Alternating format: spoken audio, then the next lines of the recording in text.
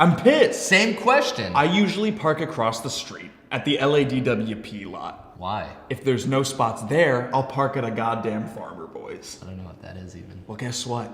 This morning, no spots at either. With his charming smile and welcoming demeanor, Geoffrey the dumbass seems to be laughing alongside his audience as they laugh at his self-deprecating antics on YouTube. Real name Geoffrey James, a 20-year-old comedian turned YouTube star, has been honing his online presence for the past 4 years through his association with established multimedia company HeadGum. Geoffrey graciously sat down for an interview with CALMTENT where we talked about topics ranging from his introduction into directing videos, his early rise in YouTube fame, and his now defunct beat-making career.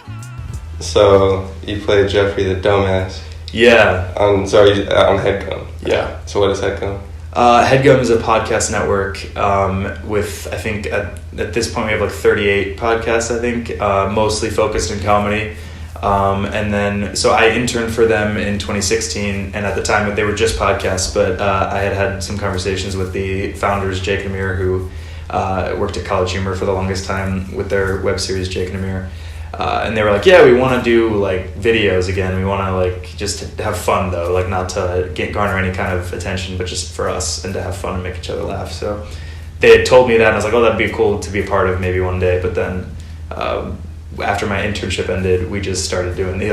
Jake called me and was like, we want you to be a part of it. So then I just started doing those with them. So now we do podcasts, comedy videos, and then every few months we do like a live comedy variety hour. So it's kind of a podcast, but now like media network. When did HeadGum start? That was 2015. 2015? And when did you intern? 2016. 2016? Yeah.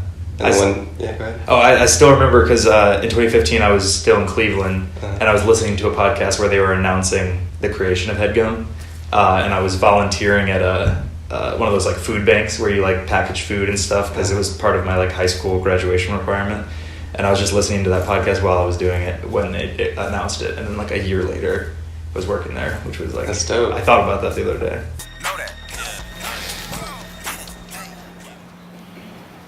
Thoughts? Jeff, that's not your dance to perform. Sorry? Can you not hear me? No, I was genuinely apologizing. Didn't sound that genuine. Dude, you haven't been at work in a calendar month.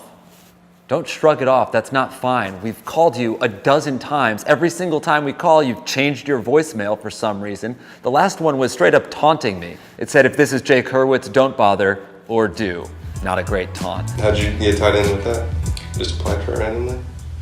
With the internship? Yeah, I'd heard them talking about it on their podcast, Jake and Amir's podcast, If I Were You. And then I just applied, and then had an interview with them, and it was working there while I was working at Funny or Die. Did you watch their videos while they were still with College Humor? Yeah, I was. I watched all their videos growing up. Not so much like as they were coming out. I think I found them in like 2014, and then I was like, oh, these guys are really funny. And then I kind of gradually watched almost all of them. And then I started listening to their podcast, and then realizing that they were like real people who did comedy. And that was kind of around the time that I was deciding that I wanted to do comedy. Like, what goes into one of the sketches? Who writes it? Yeah, so it used to be just me that would write at least the first draft, and then sometimes Amir would like write it with me if he had time. But now they're just so busy that they're kind of doing things running the company, and then I'll just take them a draft of a sketch, and then we'll talk about it, and then I'll do revisions, and then we shoot it. But now we have a new person who's in the same position as me, named Riley Anspaugh, and so she had interned the year before, and so we just kind of all clicked in the same way that Jake and Amira and I had clicked in terms of like just making each other laugh all the time. And so now she and I will get together, write the video, and then we'll take it to them, and we usually just shoot it now, and then I edit them as well. So it's just you two shooting? It's me and her writing, me editing, and then any combination of Jake, Amir, me, and her in the videos, depending on what it calls for. But it's really just guerrilla style. We don't have a lot of money at the network, so we just kind of do it, and we don't get paid that much, but that's we do it for the love of it. How much of it is improvisational? It depends on the strength of the script. We if it's a good script, we pretty much do it to the what's on the page, and then if it's a bad script, usually we're just like, all right, we'll do it once on the script, and then we'll do it, just go crazy. And people don't usually like those videos because they're not very good. But sometimes there's a week where we don't have a lot of time, trying to balance like schoolwork with it and stuff. What are you doing? Well, I have a rule of thumb that if the food takes longer than 5 minutes, I have to have it take 5. You have to have it take 5? Let me ask you this. Do you trust me? We barely know each other. Natasha, please. We know each other. My name is Natalie. Even last week with the Thanksgiving video that we did, it was fine. It was mostly improvised, but we just had to shoot it really fast before we all went home for the holidays. So that just happened. When did they start the videos? It was like fall of 2016, so 2 years ago. Did they have traction on it? Not really. I mean, I was surprised. I didn't think anybody was gonna watch them, but I remember when we released the first one, it got like 15,000 views, and I was like, oh, and like people were commenting and interacting with it, and I was just like surprised because nothing I'd ever done was like that. But now we get, within the first week, probably 30,000, and then by the next week, depending on the video, like 50,000 or more. So it's gained traction, but it's obviously nowhere near what they used to do with College Humor, just because you don't have that marketing network behind us. Mm-hmm. Yeah. How do you take the comedic style of it? Do you kind of like innately just how you write it that way, or because it is kind of like Jake and Mary in a way? Yeah, it's on purpose, or growing up with them, we're watching their videos. It kind of shaped my humor, anyways. I also would liken it to Arrested Development type stuff, like very absurdist, and that was what I was watching before. So it's always kind of been just like my sense of humor is like absurd idiots, like idiots with confidence, is kind of how we like to describe Geoffrey the Dumbass. And it's very obviously, so is Amir was an idiot with confidence, but so is like Joe Bluth and people like that. So I don't know Joe Bluth. What? I don't know Joe Bluth. Who's Joe Bluth? Oh, you gotta watch Arrested Development if you like Jake. Okay. It's great. But yeah, so they kind of, it was any number of things like David Wayne, Arrested Development, and Jake and Amir probably are the 3 main influences on my comedy. So it was very easy, and a rule of thumb, especially when we were first starting, was if it made Jake or Amir laugh, we shot it. And so if it makes them laugh, it's going to be similar to anything they've done. Are you thinking towards like directorial work now, or are you kind of just more just writing and acting. Yeah. I've started going out on like auditions too for like shows and movies, which very early stages of that, just getting used to it. But I think acting is the short-term goal alongside HeadGum, and then writing once I get better at it. For sure. You don't think you're that good right now? I think I'm fine with sketches, but like trying to write pilots and like trying to write for TV eventually, I don't think anybody knows who I am enough for that, or I just gotta hone that longer form writing. I have some videos I want to show you. Sugar Glass. So you already found the YouTube then. Fuck. I want to show you.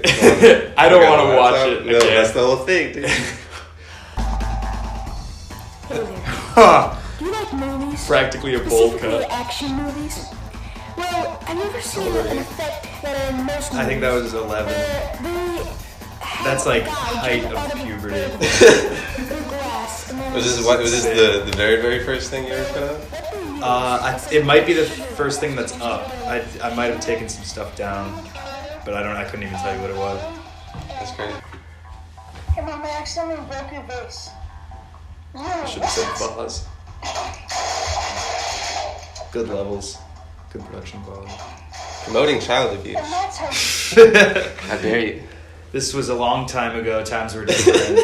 It's different now. I would do it again. We should make Sugar Glass. Sugar Glass? It could be an Adobe House specialty. I found this. Now I'm worried. Oh, yeah. What is it? I used to make like beats. I had a machine for like a few months, and then I got bored with it, and then I sold it Damn. to buy a camera. A few months? That's it?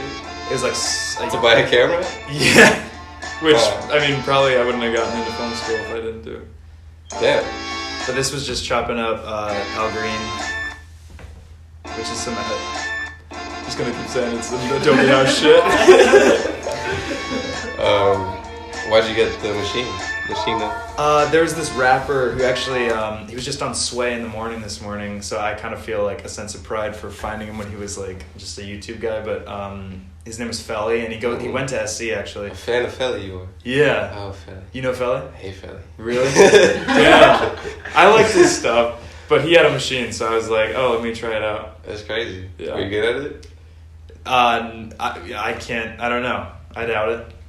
This was maybe the best thing that I made, and it's fine. So I You wouldn't say I can't was chop good. things up anymore, dude?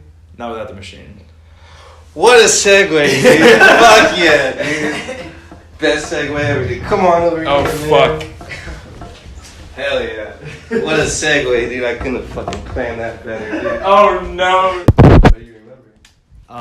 I don't remember the interface. I just remember how to assign shit. Where'd the track go?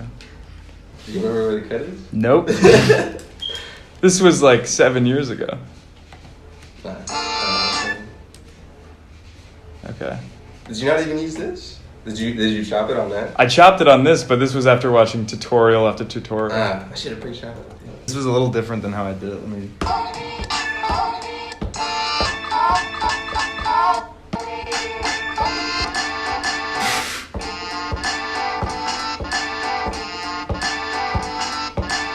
As much as I can remember. That's all I wanted to do. This is insane. Yeah, you should sample a Jeff the Dumbass and then I'll chop it up. Okay. Oh fuck! Video.